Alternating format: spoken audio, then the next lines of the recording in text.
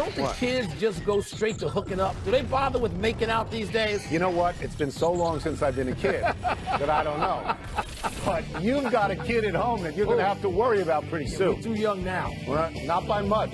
not by much. Welcome to PTI, boys and girls. In today's episode, Joe Girardi is out of work.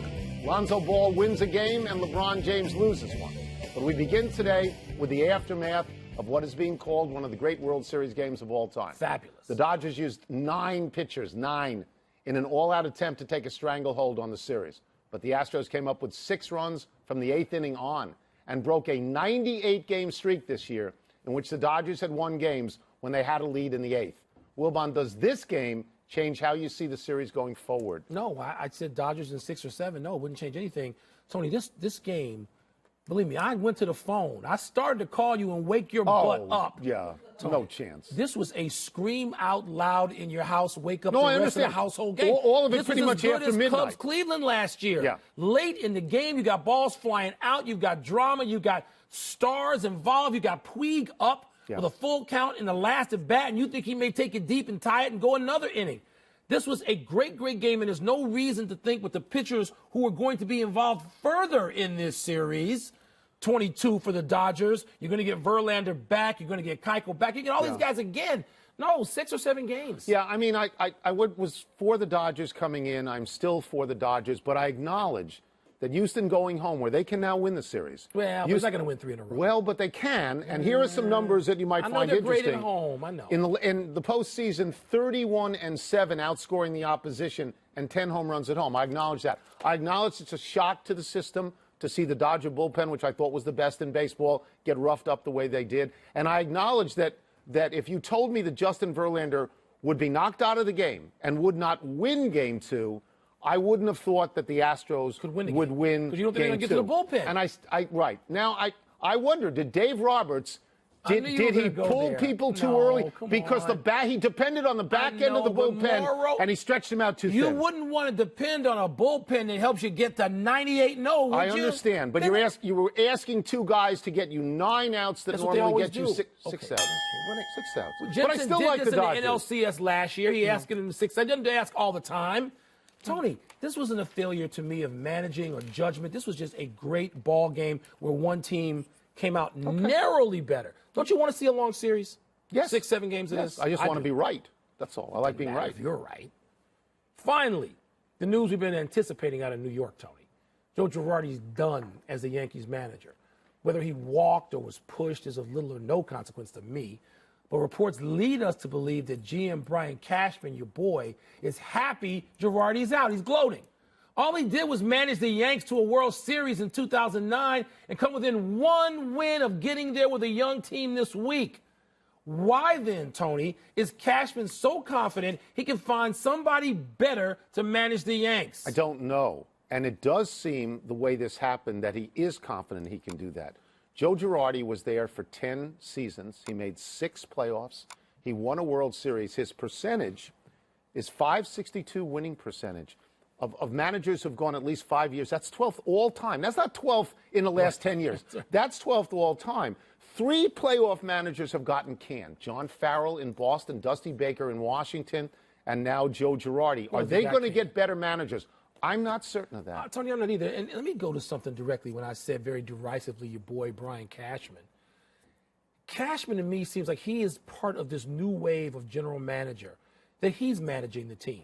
He won't want to pay a manager a lot of money and have a star manager because he didn't need it. Well, Girardi made a lot of money. Yeah, but this was, Girardi came in, he was a Yankee, back to 2006, I believe. And so Girardi was there, and he accepted it, and Steinbrenner was still alive, and there was a lot of stuff going on then. And now Cashman is the man.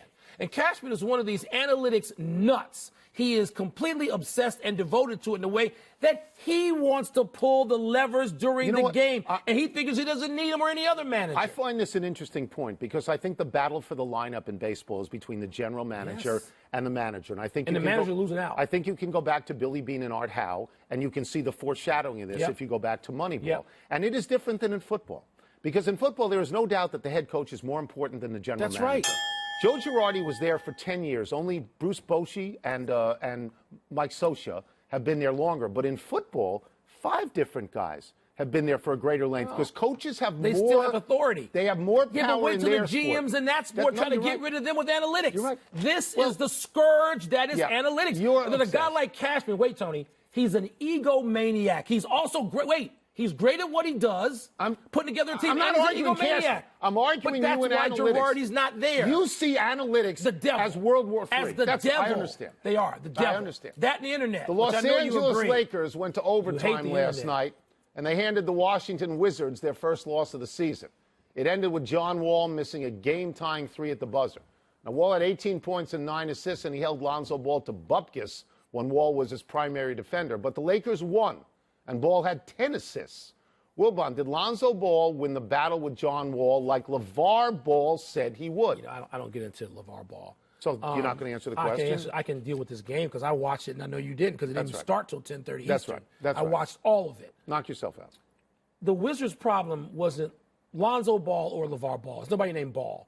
It's their own inability to concentrate when the game is on the line against a team they think is inferior. When it's a great team, when it's the Cavaliers, when it's the Warriors, the Wizards are right there locked in. But they're not locked in when they see the team as somebody they should just flick away like a mosquito. And so Bradley Beal missed free throws when he just scud missiled up there. They don't block out. That's how Brandon Ingram gets a tip in to tie the game to send it to overtime. These are the same issues with the Wizards, all of them. And they're going to have to get over this if they want to be the team I think they could be, and I know they think they could be. Get over it. Start to concentrate. You get paid to do that. You are so good when you watch things. You ought to watch things more often. That was very, very good. Thank you. I was asleep. I know. I certainly should was have asleep. just dialed you in So the I want to part. get to the part that I want to get to, which What? is John Wall, because it's a nationally televised game, and as we both know, he craves national attention, says it. and he craves praise. says it. And he shot the ball 22 times, and he made 7 shots. okay. In 2 nationally televised games that he's been in so far, he's 17 for 50. Yeah. That's not what you want from a point guard. it's not. In the other 2 games, locally televised, he's only taken 26 shots. You know, so in terms of the actual question that was written, LeVar Ball, all LeVar Ball said was, my kid's not going to lose 2 in a And the row. Wizards let him. And the Wizards All right. let LeVar Ball be right. They ought to be embarrassed. When you're up 10 like that on the Lakers, beat them. By the way, Lakers let me should say this not one win. thing. Shouldn't win. If LeBron James joins this group of Lakers with nobody else, because they got all the role players, they could be a conference finalist. They could. You are just they got throwing talent. out predictions. They got talent. That wasn't a prediction.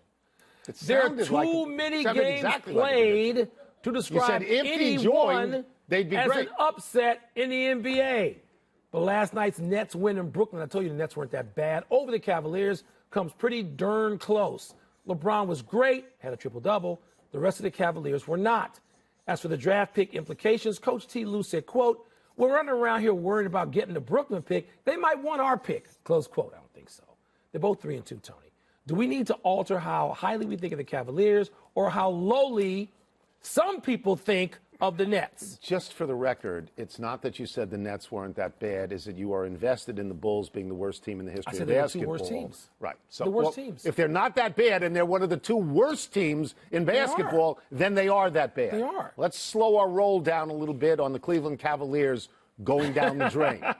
They have played 5 games out to of have a 82. gotcha moment. Right. They played 5 games out of 82, and any team with LeBron is going to be around in the finals because the last 7 years tell us that. They're trying to work in new players, and they are old players like Derrick Rose and Dwayne Wade, and they may be done for all we know. But I think my guess is the same as your guess, which is sometime around March 30th, LeBron will have assembled what he considers to be the best 8 guys on the team and put them in the right order, and they'll be fine. The Nets stink. The Nets do. Thank you. Because you wouldn't admit that for a couple of days. The Nets stink. All right.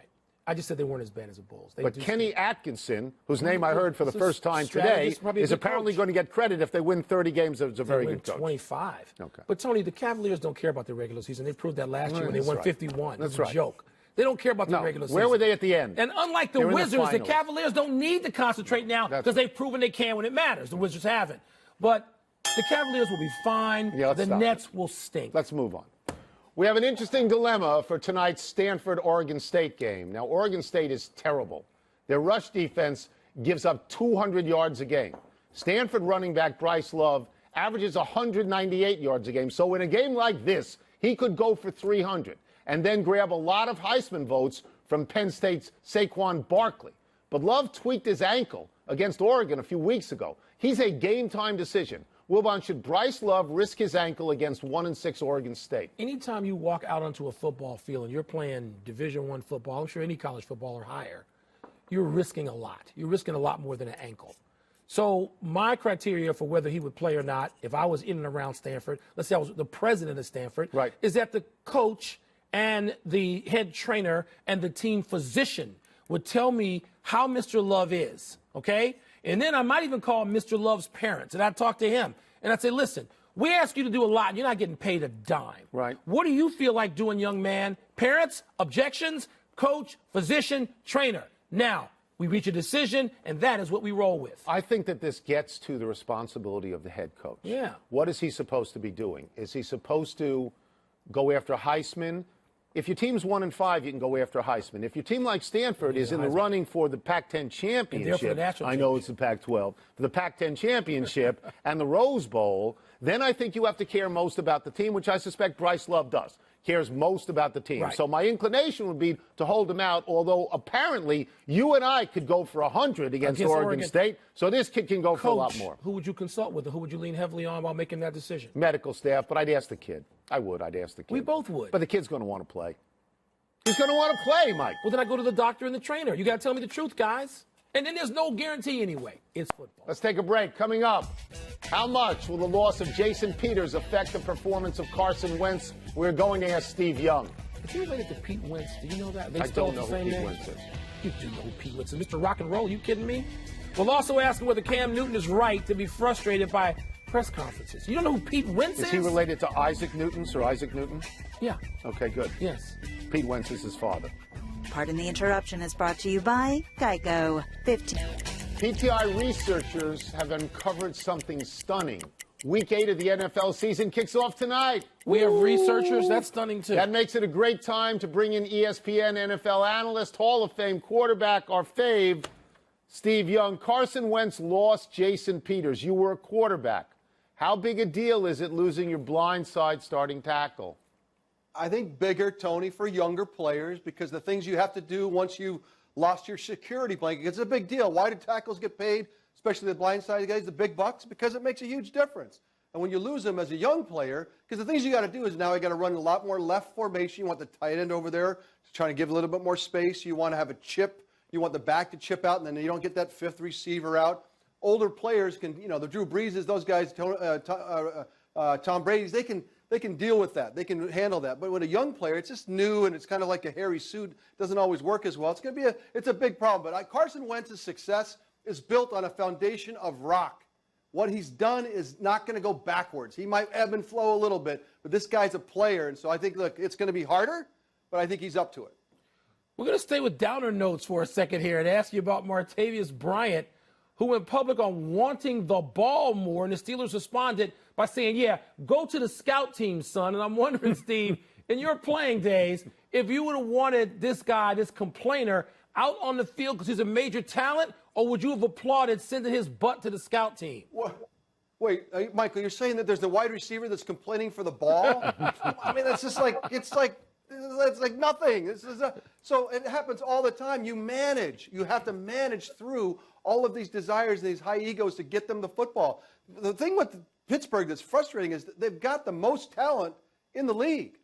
From the guys that can carry the football, guys that can catch the football. And so you got so many, you can't handle them.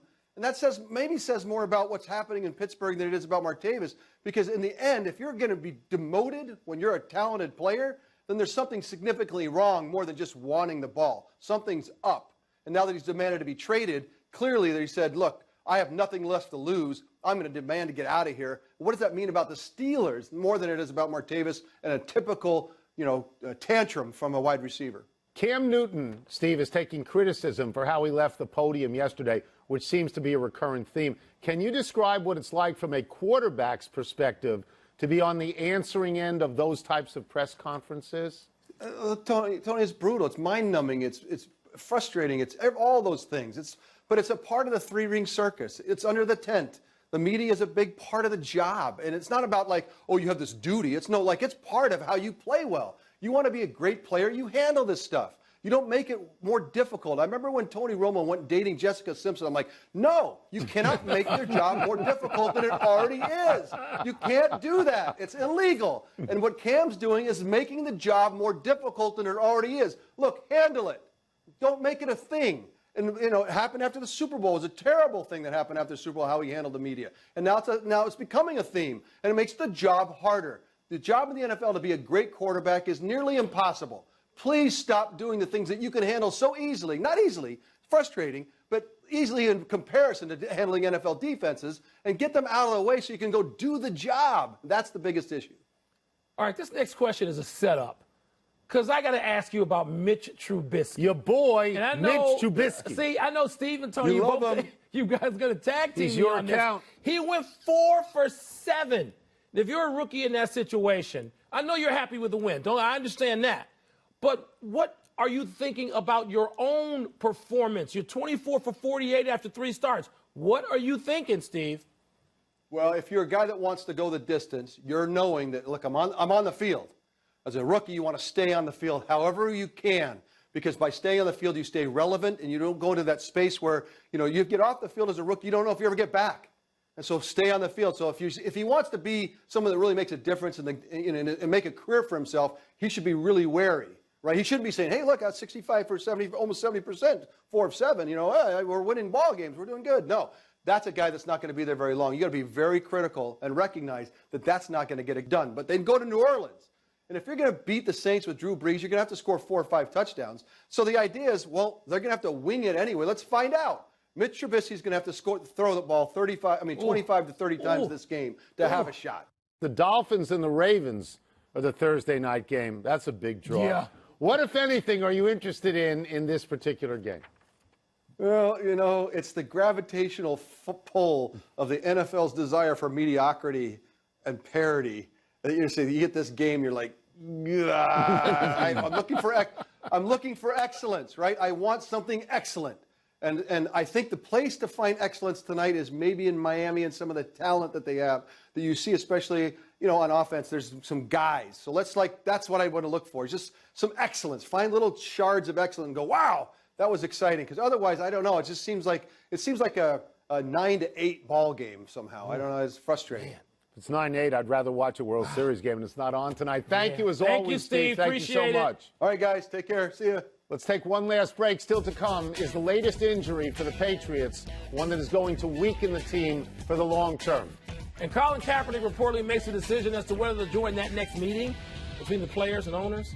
I'm gonna calm down now. You can't calm down. No. You two have this. shamed me. I'm going to calm down. No one's saying he's great, but you're saying. I'm saying no. I'm saying 4 for 7. This is the red green.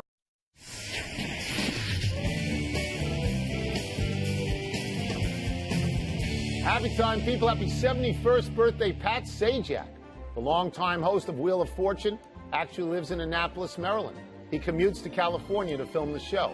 And what you also may not know is that Sajak is a huge hockey fan who often goes to Washington Capitals games. Looks so young. And he has also been on this quality program Yes, he has. as a cameraman and a guest host of Odds Makers. You know, he flies to California a lot. I've flown to California a lot over the last 10 years.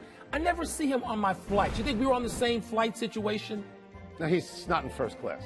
Happy No, he's on anniversary, his Mike own Singletary. plane.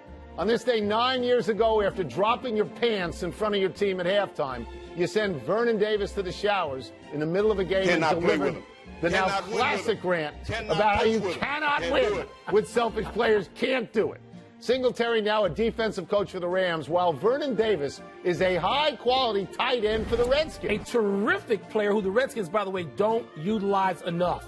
Happy trails, Dante Hightower, one of the Patriots team captains, a veteran leader on the defense, out for the year with a torn pectoral muscle, suffered in Sunday's win over the Falcons. Just as the Patriots defense was beginning to round into form, they lose a stellar part of it. As every team in the NFL is flawed, the Patriots' obvious flaw is their defense. Not the last few weeks when they've averaged 13 points a game after he came back. But I forgot the sky's falling because it was falling last year when Gronkowski went out, and you swore every week they couldn't win without Gronkowski. Did they? And now you're going to tell me did they win? They can't win without him? Oh, wait. They won the Super Bowl. I'm not going to tell you they can't win without him. Of course they I'm can. going to tell you that he's important. He is. And I'm going to tell you that their winning is based on number 12 more than anything else. But right? what about Gronkowski? One big error, Thank you for the apology. You should be embarrassed. What? Pete Wentz and Carson Wentz are not related. Why should I be Turns embarrassed? out Pete Wentz plays for Fallout Boy. What's wrong with that? Do I look like somebody who pays attention to Fallout? Do you know Fallout Boy? No. Fine. Big finish. Let's do it. Charles Robinson of Yahoo says Colin Kaepernick will attend the next meeting between players and owners and only skip the first one out of confusion as to whether the owners wanted him there. Your thoughts? The owners probably didn't want him there. He's not there to make the owners happy. The players invited you. Go to the meeting, period. Aaron Rodgers tells Conan O'Brien that he had 13 screws put into his collarbone. Oh, my God. What do you thought? I had no idea how many screws you put in a collarbone. Play with that? That seems like a lot. It seems to me, though, it would be on tight, right? It would be on tight now. Falcons coach Dan Quinn defended offensive coordinator Steve Sarkisian. Are you surprised? Nothing that the Atlanta people say surprises me. Nothing impresses me. They blow these games. That's all that matters right now. Joel Embiid says that everyone needs to stop being scared when he falls. He's not made of glass. I know you're down with that. Yeah, because I thought he was made of porcelain because he missed 2 years before getting into the Embiid league. looks good. Last one, Boogie Cousins returns to Sacramento for the first time tonight. Will he be cheered or booed? Mostly boo. You know what Boogie Cousins is going to be next year? Where? Time? With the Washington Wizards. Whoa, that'd be great. I'd be like happy that. about that. Maybe even We're out of February. time trying to do better the next time. Now I'm happy. I'm Tony Kornheiser. I'm Mike Wilbon. Same time tomorrow, Knucklehead. You can get the